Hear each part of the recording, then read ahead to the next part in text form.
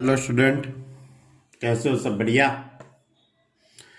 चलो, chapter number 1, relation and function, बहुत अच्छी तरीके से कंप्लीट होने वाला है। सभी स्टूडेंट ने बहुत अच्छी तरह से सभी वीडियो देखे होंगे। ओके, तो लास्ट लेक्चर के अंदर हमने एक्सरसाइज 1 उसका क्वेश्चन नंबर 11, क्वेश्चन नंबर कौन सा? 11 देखा था। तो आज हम क्वेश्चन नंबर 12 से शुरू करते हैं। तो क्वेश्चन नंबर 12 इस तरह से, consider the binary operation star from R cross R to R and, ये दूसरा एक ऑपरेशन है जिसको O से डिनोटेड किया है। जैसे कि यहाँ पे बाइनरी ऑपरेशन स्टार है, स्टार जैसा ही एक सिंबल है, छोटा सा O, small O, from R cross R to R, defined as A star B is equal to mod of A minus B and दूसरा ऑपरेशन है O A O B is equal to A for every AB belongs to R, so that star is a commutative but not associative. And दूसरा ये operation O है, is associative but not competitive. ये आपको prove करना है। And further, so that for every ABC belongs to R, A star BOC is equal to A star A star C. Does O distributive over star A, right, on star? Justify your answer. Justify your answer. देखो, ये पूरे question में 3 से 4 बातें कही गई है, बराबर। अलग अलग 3 से 4 बातें इसमें आपको प्रूव करना है। सबसे पहले तो आपको बता दूं कि ये क्वेश्चन के अंदर 2 ऑपरेशन है। एक ऑपरेशन को स्टार से डिनोटेड किया है और दूसरे ऑपरेशन को ओ से डिनोटेड किया है। जो स्टार वाला जो ऑपरेशन है उसको mod of a minus b कहा है, और दूसरा जो ऑपरेशन है a star a o b, star की जगह पे क्या है? ओ, तो a o b is equal to a, बराबर, ऐसे कहा गया है। तो दोनों ऑपरेशन को कॉम्पिटिटिव और एसोसिएटिव लॉ की बात करने की है, और उसके बाद डिस्ट्रीब्यूटिव लॉ की बात करने की है। तो सबसे पहले मैं ये ऑपरेशन लेता हूँ, a star b is equal to mod of a minus b. तो 2 स्टार 3, तो मोड ऑफ 2 माइनस 3, -1 आएगा। -1 का मोड +1 ही होता है। अब इंटरचेंज करते हैं, 3 स्टार 2, तो mod of 3 minus 2 is equal to 1 होगा। दोनों के आंसर इक्वल है। Therefore 2 star 3 is equal to 3 star 2।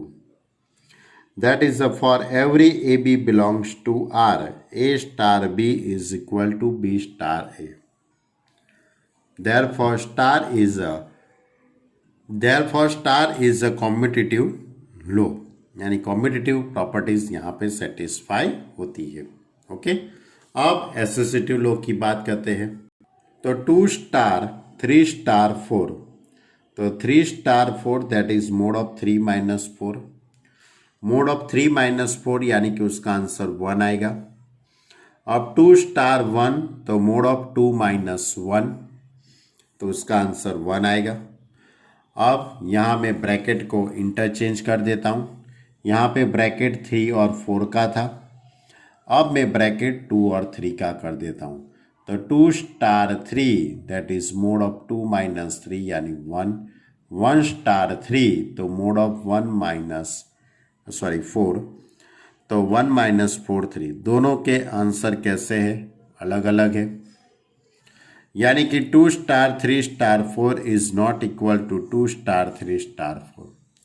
यानी कि for every a b c belongs to R, a star b star c is not equal to a star b star c. यानी कि ये operation है is not associative, यानी कि ये operation associative properties को सेटिस्फाई नहीं करता है।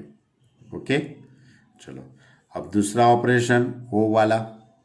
ये एक बात मैंने कंप्लीट की, कौन सी, स्टार वाली। अब स्टार है, ऐसा ही कौन सा ऑपरेशन है, ऐसा ओ करके लिखा है, ये भी एक ऑपरेशन है, सिंबल है R cross R to R, ऐसी एक operation. A o b is equal to a, यानी पहला जो एलिमेंट होता है वही लिखने का है आपको। तो सपोज 2O3 लेते हैं तो आंसर क्या आएगा, 2 ही आएगा। अब 3O2 लेते हैं तो आंसर 3 आएगा। दोनों के आंसर अलग अलग है, यानी 2O3 is not equal to 3O2, या छोटा सा ओ करना, बहुत बड़ा मत करना, यानी कि AOB is not equal to BOA। Therefore, this operation is not a commutative properties। अब एसोसिएटिव प्रॉपर्टी लेते हैं हम, तो 2O3O4, तो 3O4 उसका आंसर 3 आएगा। अब 2O3 तो उसका आंसर 2 आएगा। अब यहाँ पे 2O3O4 तो इसका आंसर क्या आएगा, 2O4 यानी कि 2 आएगा।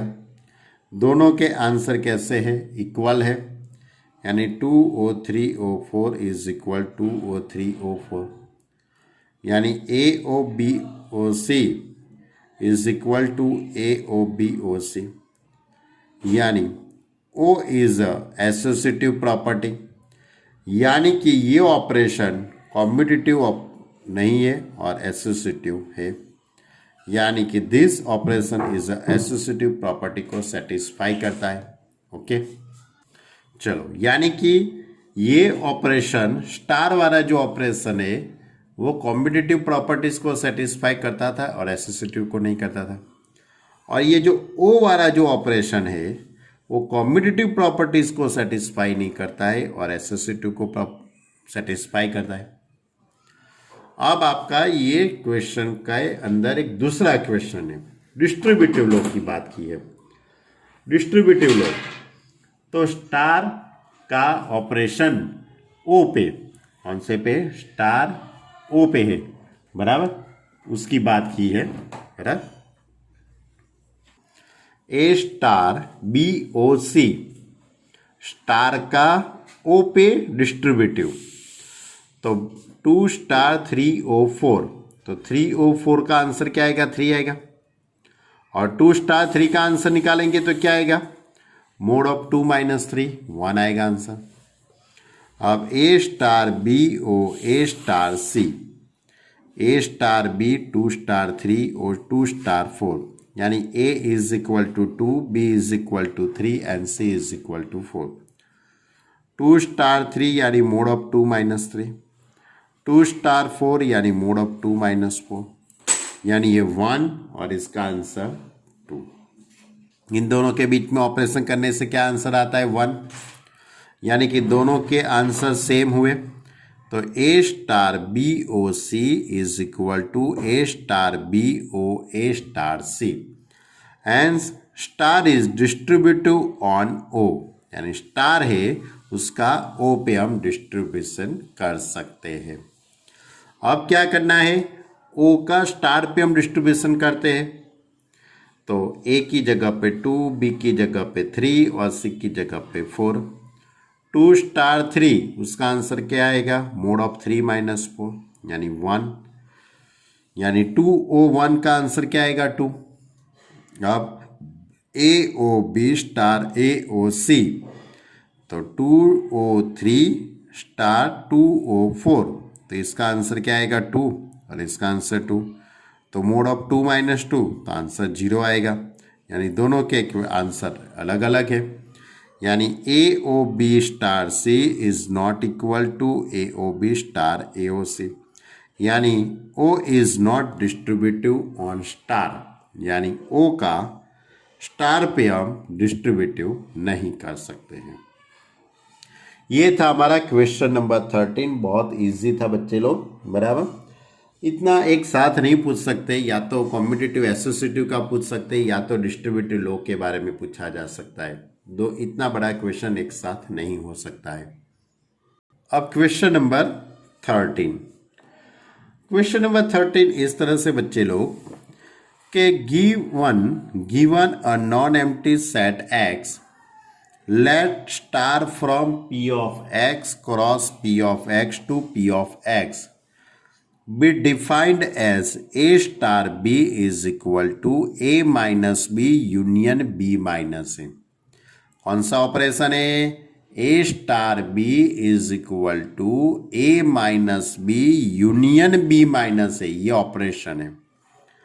For every AB belongs to P of x so that the empty set 5 is the identity for the operation and all the element of P of x are invertible with A inverse is equal to A। यानी कि ये जो operation है इसका identity element null set है।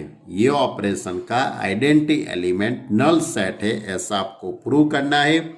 और इसके साथ साथ आपको बताना है कि P ऑफ x का कोई भी एलिमेंट लेते वो इन्वर्टेबल ही होता है, वो खुद एक इन्वर्टेबल फंक्शन बन सकता है। तो बच्चे लोग बहुत इजी है, थोड़ी थियरी टाइप का क्वेश्चन है। ऑपरेशन कौन सा है? A star B is equal to A minus B union B minus A। अभी A माइनस B का तो मतलब मालूम है ना बच्चे लोग। A माइनस B का मीनिंग क्या होता है? सेट A में से सेट B के एलिमेंट निकाल देने के, इसको A माइनस B कहते हैं हम। ओके, अब पहले आइडेंटिटी एलिमेंट निकालते। Suppose E is identity element of this operation star. ये ऑपरेशन का आइडेंटिटी एलिमेंट E है। A star E is equal to A। अब इन दोनों के बीच में मैं ऑपरेशन करता हूं ये, तो A minus E union E minus A is equal to A। अब ये जो रिजल्ट कब प्रूव हो सकता है, ये रिजल्ट कब ट्रू हो सकता है, कब सही हो सकता है? यदि मैं Here we put E is equal to 5। यहाँ पे मैं E की जगह पे मैं 5 पुट करूँगा तो A माइनस 5, तो आंसर A आएगा। 5 माइनस A तो आंसर 5 आएगा। तब इन दोनों का मैं यूनियन करूँगा तो A union 5 is equal to A। यानी कि कोई भी सेट का नल सेट के साथ यूनियन करेंगे तो वही का वही आता है। And it is a clear that कि ये जो ऑपरेशन है, ये ऑपरेशन का identity element always null set ही होगा। We can say that, therefore we can say that this or binary operation star has E is equal to 5 identity element। okay, अब now suppose set B is inverse of set A। Suppose set B is inverse of set A, तो A star B is equal to E। A star B यानी A minus B union B minus A is equal to 5 यानी identity element. अब ये कब सही हो सकता है? Here we put set B is equal to A। B की जगह पे मैं A पुट करूंगा तब भी तो A minus A null set होगा, और नल सेट का यूनियन नल सेट करेंगे तो नल सेट ही आने वाला है। यानी कि इसका मतलब ये हुआ कि B is inverse of set A, तो B की जगह पे मैंने क्या लिया? A लिया।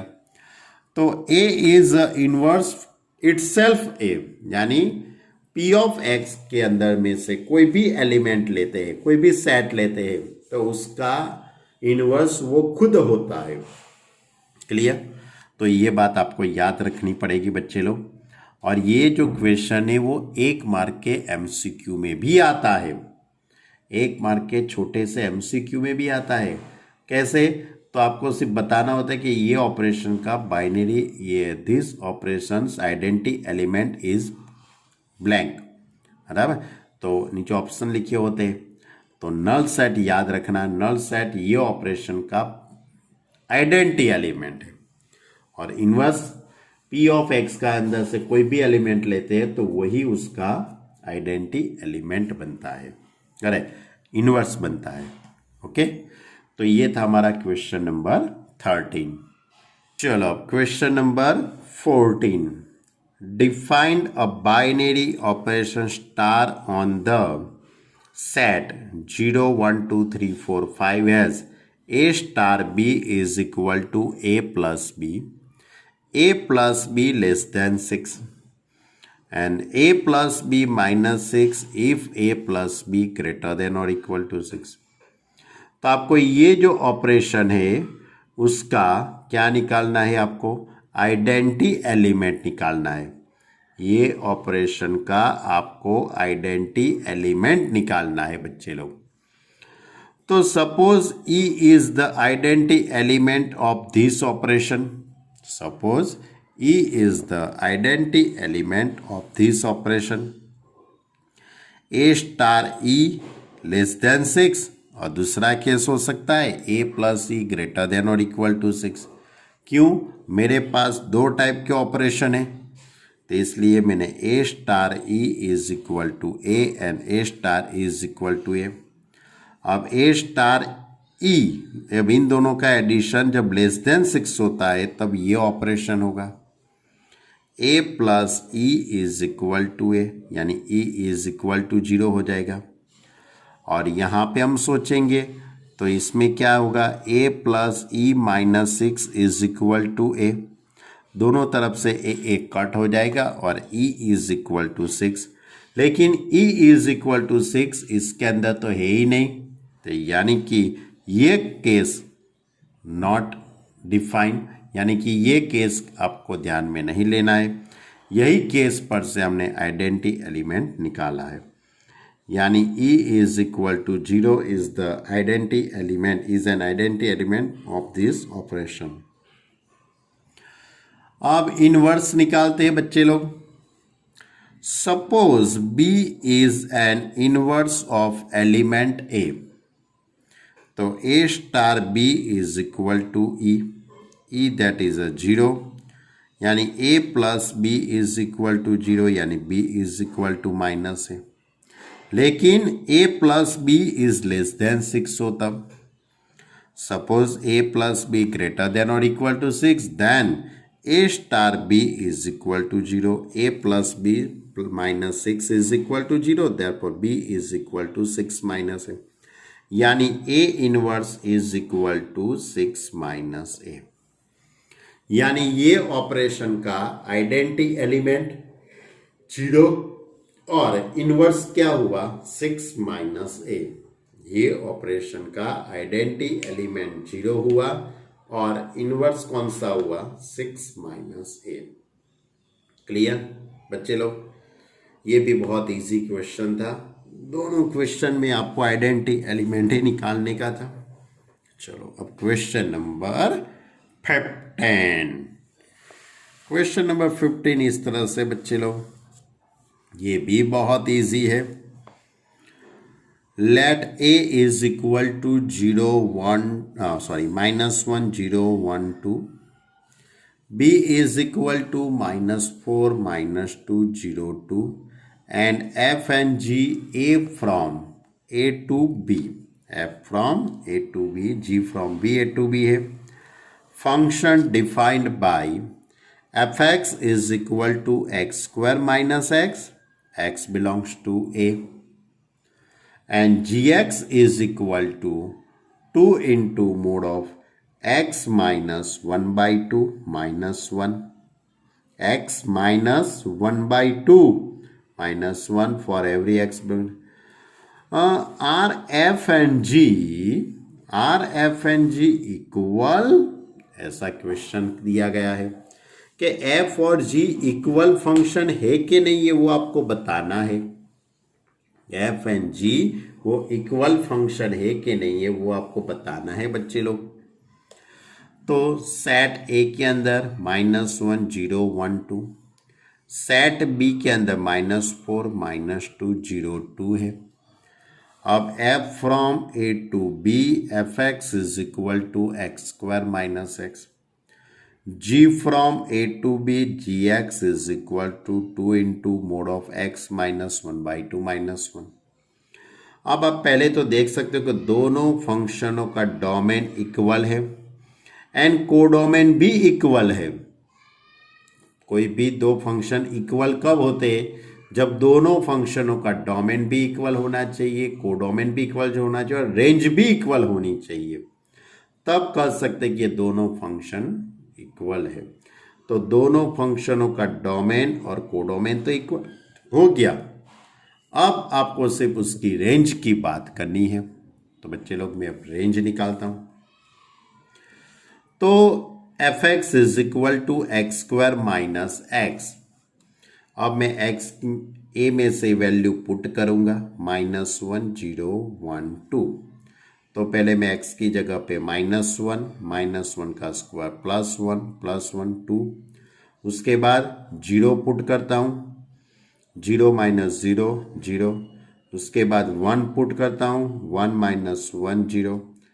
2 पुट करता हूं, 4 -2 2, यानी 2 0 2, यानी कि ये फंक्शन की range, therefore range of function f, range of function f is equal to 0 और 2। कितने एलिमेंट आते हैं? 0 एंड 2, यानी कि ये फंक्शन की रेंज 0 एंड 2। अब मैं g फंक्शन की रेंज निकाल लेता हूं बच्चे लोग। मेरे पास gx is equal to 2 into mod of x minus 1/2 minus 1।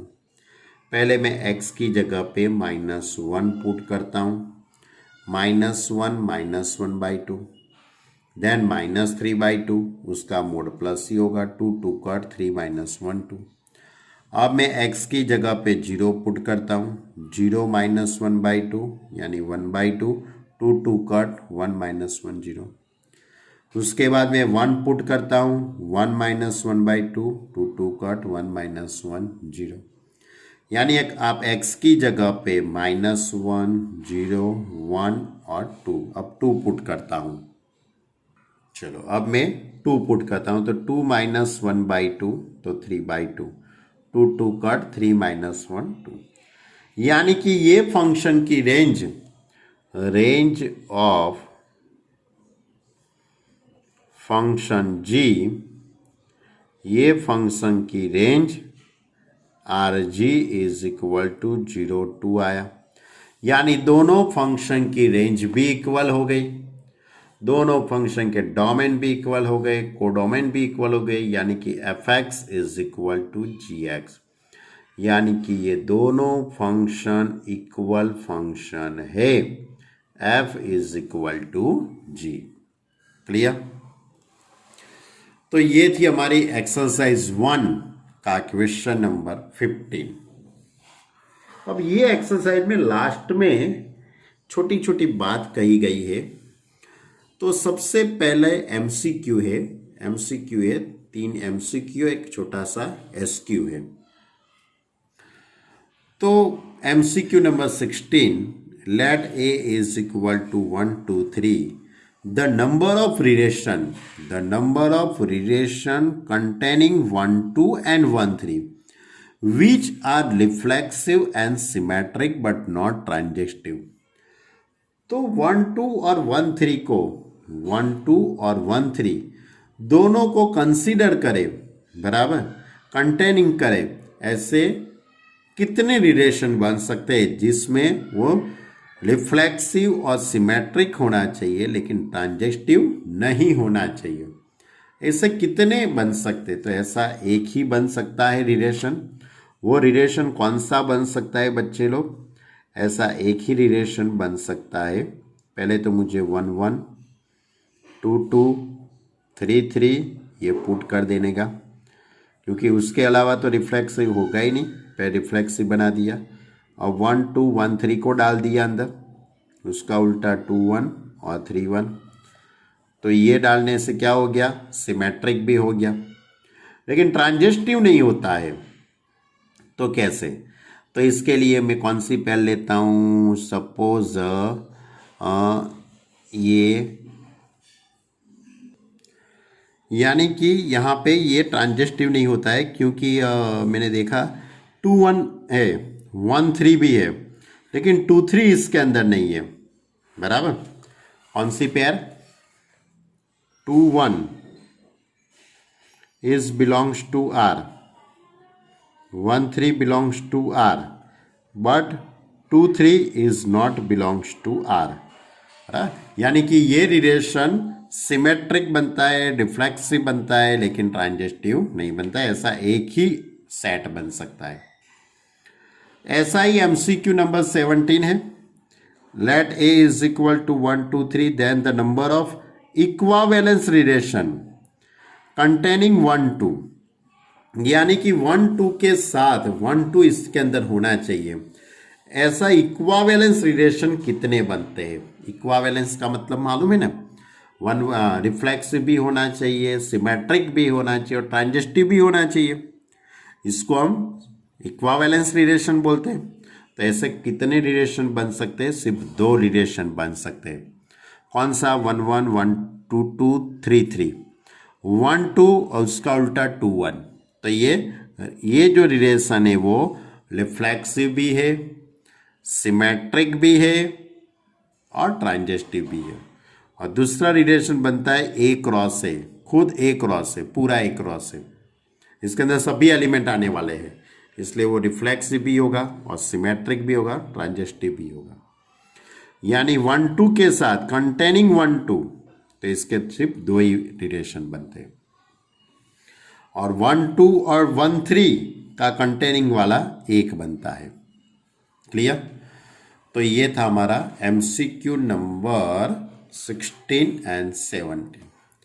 अब 18 नंबर का, अब 18 नंबर का है वो MCQ नहीं है, एक छोटा सा क्वेश्चन है। Let f from R to R be the signum function defined by fx is equal to 1, x greater than 0, 0 that is x is equal to 0 और -1 where x less than 0, and g from R to R be the greatest integer function by gx is equal to box x, where box x is the greatest integer less than or equal to x। यानी कि f है वो साइनम function है और g है वो greatest integer function है। gx is equal to box x वो ग्रेटेस्ट इंटीजर फंक्शन है और fx ये है वो साइनम फंक्शन है। तो आपको क्या करना है बच्चे लोग? Then does fog and gof consider in 0 1, close open interval में 0 है और 1 में क्लोज, यानी फॉग एंड गॉफ है वो इक्वल है कि नहीं है? फॉग एंड गॉफ वो दोनों इक्वल फंक्शन है कि नहीं है? किस में? 0 to 1 में। ये इंटरवल में फॉग एंड गॉफ ये दोनों इक्वल है कि नहीं है वो आपको बताना है। तो बता देते बच्चे लोग, बहुत छोटी सी बात है। तो यहाँ पे आपके पास f from R to R fx is equal to 1, x greater than 0, -1 x less than 0, ये fx की डेफिनेशन लिखी है। g फ्रॉम R to R gx is equal to box x। तो पहले तो मैं आपको बता देता हूँ कि function RF is equal to -1 0 1, ये फंक्शन f है उसकी रेंज क्या होती है? -1 0 1। फंक्शन g का डोमेन क्या है? R है, यानी RF subset domain of G, therefore Gauff is possible. यानी सबसे पहले तो आपको बताना अपन भाई गॉफ पॉसिबल है कि नहीं है। तो यहाँ पे gof is a possible. Gof फ्रॉम R to R का फंक्शन हो जाएगा। Gof x is equal to G F X. अब यहाँ पे सबसे पहली बात है x ग्रेटर देन 0, तो जी एफ ऑफ 1 हो जाए, एफ एक्स की वैल्यू 1, जी ऑफ 1 यानी बॉक्स 1, तो उसका 1 आंसर आएगा। x लेस देन 0 लेते हैं तो F X is equal to -1, तो -1 आंसर आएगा। और x इज इक्वल टू 0 लेते तो गॉफ का आंसर क्या आता है? 0। चलो, ये gof x is equal to 1 -1 और 0 आया। अब मैं एफ ओ जी निकालता हूं, तो R g is equal to Z, D f is equal to R, यानी डी जी सब R g subset D f, यानी f o g is possible. F o g from R to R, fog x, इसमें भी 3 बातें होगी बराबर। G x की value box x में -n आंसर आएगा, एक में 0 आएगा और एक में 1 आएगा। ये आप अपने आप समझ सकते हो कि fog X is equal to 1 -1 0। अब मैंने एफ ओ जी और जी ओ एफ तो निकाल दिया, वो तो कोई बड़ी बात नहीं थी, लेकिन आपको ये एफ ओ जी और जी ओ एफ की बात सिर्फ 0 से 1 के बीच में ही करने की थी। 0 और 1 के बीच, यानी यही कंडीशन में, ये कंडीशन में फॉग का आंसर 0 आता है, ये कंडीशन में गॉफ का आंसर 0 आता है, और जब 1 लेते हैं तब आंसर 1 आता है। किसका? फॉग का। और गॉफ के अंदर 0 से और 1 के बीच में आंसर, उसमें आंसर 1 आता है, x ग्रेटर देन 0। 0 से बड़े कोई भी नंबर लेते हैं तो गॉफ का आंसर 1 आता है, यानी गॉफ का आंसर 1 आता है, और इसमें आंसर क्या आता है? 0 एंड 1 आता है। क्योंकि आपको सभी की बात नहीं करनी है, आपको सिर्फ बात करनी है x बिलोंग्स टू 0 to 1 के बीच की ही बात करनी है। तो इसके पर से मैं कह सकता हूं कि for every x belongs to 0 to 1, gof x का आंसर 1 आता है, and if x belongs to 0 to 1, तब फॉग x का आंसर 0 भी आता है और 1 भी आता है, यानी कि दोनों के आंसर अलग अलग होते हैं। Therefore, fog x is not equal to goph x if x belongs to 0 to 1, यानी fog and goph है वो दोनों इक्वल नहीं है। 0 to 1 में गॉफ और फॉग के आंसर इक्वल नहीं है। ओके, तो ये 18 नंबर का ऐसा एक छोटी सी बात आपको बताई थी, छोटी है लेकिन बहुत अच्छी है, और थोड़ा ध्यान से समझना। फॉग और गॉफ निकलना आपको आना चाहिए, वैसे बहुत इजी है लेकिन थोड़ा दिमाग लगाना, क्योंकि 3 बातें हैं, ग्रेटर देन 0, लेस देन 0 और 0 और 1 के बीच की बात है। ओके, नहीं मालूम पड़ता है तो मुझे फोन करके बताना, मैं आपको फिर से समझा दूंगा। चलो, अब एक लास्ट एक MCQ है, क्वेश्चन नंबर 19। ये छोटा सा MCQ है। Number of binary operation on the set AB are A is equal to AB, A cross A to A। Binary operation, आपका जो ये बाइनरी ऑपरेशन स्टार फ्रॉम, तो इसके एक फॉर्मूला है। तो आपको सबसे पहले number of A cross A निकालने का, तो number of A into number of A, यानी 2 इंटू 2 4, यानी number of binary operation, number of binary operation is equal to 2 raised to n, 2 raised, इस तरह से नहीं, सॉरी, 2 रेस्ट टू n, ऐसा है। क्या है? 2 रेस्ट टू n। अब n इज इक्वल टू तो 2 था, यानी 2 रेस्ट टू 2 4, यानी 2 रेस्ट टू 4 16। ये इसकी स्टैंडर्ड फॉर्मूला है, 2 रेस्ट टू n। ओके, तो ये थी हमारी एक्सरसाइज नंबर 19। कौन सी? Exercise number 19। तो बच्चे लोग ये एक्सरसाइज 1 उसका क्वेश्चन नंबर 19 था। अरे अरे, पढ़ाते पढ़ाते मेरा दिमाग भी काम करना बंद होने लगा। कोई बात नहीं बच्चे लोग, आप मेरे साथ हो तो मेरा दिमाग अच्छा ही चलेगा। तो यहाँ अपना ये चैप्टर नंबर 1 को मैं कंप्लीट करता हूँ। चैप्टर नंबर 1 को मैं यहाँ पे कंप्लीट करता हूँ बच्चे लोग। तो आप सोचते कि सर ये कंप्लीट कैसे हुआ, अभी तो एग्जाम्पल बाकी है। बच्चे लोग आपकी बात सही है, एग्जाम्पल बाकी है, लेकिन वो एग्जाम्पल है वो सब मैं आपको लाइव में पढ़ाऊँगा, इसको वीडियो में नहीं पढ़ाऊँगा, इसका मैं वीडियो नहीं बनाऊँगा, उसका मैं लाइव सेशन आपको बताऊँगा जूम पे या तो गूगल मीट या तो लाइव सेशन ही हम करेंगे, बराबर। तो ये चैप्टर के एग्जाम्पल की पीडीएफ आपको मिल जाएगी, लेकिन उसको समझना पड़ेगा आपको अपनी तरीके से, उसमें नहीं मालूम पड़ता है वही एग्जाम्पल की हम बात करेंगे, क्योंकि बहुत बातें ऐसी है कि वो रिपीट ही होने वाली है। 1.1, 1.2, 1.3 के अंदर जैसी मैंने बात की वही सब रिपीट होने वाली है एग्जाम्पल में। तो इसलिए मैं ये क्वेश्चन ये चैप्टर के सभी जो एग्जाम्पल है उसकी मैं पीडीएफ आपको भेज देता हूँ, बराबर। उसके बाद जिसमें कोई भी डाउट हो वो मुझे बताना, ओके। तो अब यहाँ मैं अपना chapter number 1 relation and function complete करता हूँ। अब नेक्स्ट लेक्चर के अंदर मैं चैप्टर नंबर 13 प्रोबेबिलिटी का चैप्टर शुरू करूँगा। बहुत मज़ेदार चैप्टर है वो, 13 नंबर का चैप्टर, वो उसको मैं नेक्स्ट लेक्चर से मैं वो चैप्टर स्टार्ट करूँ। Okay student, bye.